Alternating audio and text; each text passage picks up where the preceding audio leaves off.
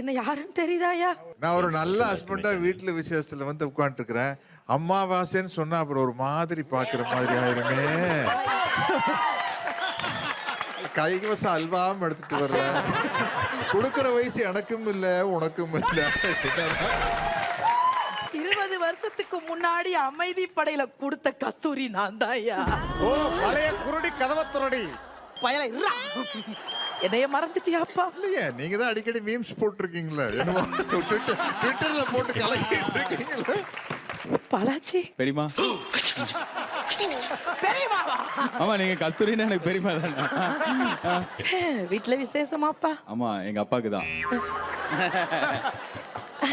பாட்டி தாத்தா செத்துட்டாரா பாட்டி? ஆமாடா. சரி சரி, நீ சோத்த போட்டிருப்ப.